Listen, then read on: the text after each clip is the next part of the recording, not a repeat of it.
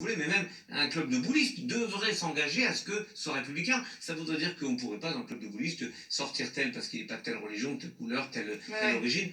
En gros, le pacte républicain, c'est la nature même de toute organisation en France. Même l'association du soutien à la royauté devrait être républicain. Voilà.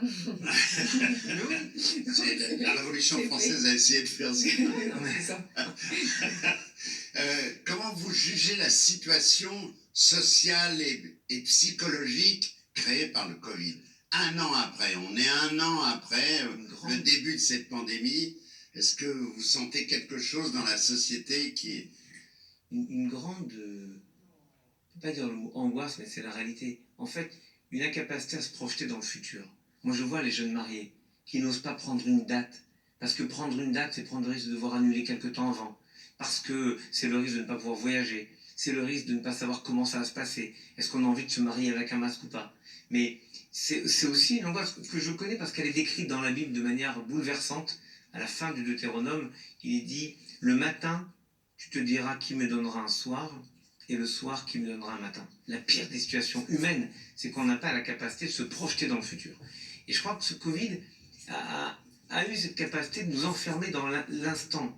Et vous vous demandez comment ça va se passer dans 15 jours. Dans 15 jours, on a une fête, par exemple, pour Yves, dans le judaïsme. Comment ça va se passer? Oui, je vous dis, je ne sais pas. Vous ne savez pas, ouais. Et je ne sais pas parce qu'on attend l'éclairage des spécialistes, et en même temps, il y a des décisions politiques à prendre. Politique pour les politiques, et en responsabilité pour les organisations, pour les cultes, pour les synagogues, pour le consistoire. Tant et tant de décisions à prendre qu'on prend collectivement, on discute.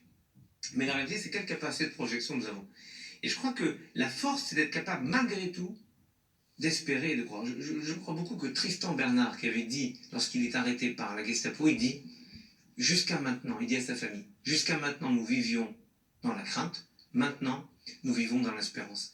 Ben, je me dis, il faut résister, au sens qu'il faut bâtir des projets, prendre des dates, se projeter dans le futur. Après, on verra. Vous savez que c'est Axel Kahn qui nous a dit la même chose en disant, même si on n'en sait rien, disons qu'on va commencer à revivre à partir du 1er septembre. Voilà, lui c'est ce qu'il dit. Moi, j'aimerais avant. C'est vrai que oui, il a raison. On ne le sait pas, mais il faut se donner des objectifs. Exactement. Parce que c'est, en réalité, il y a de l'orgueil humain, toujours.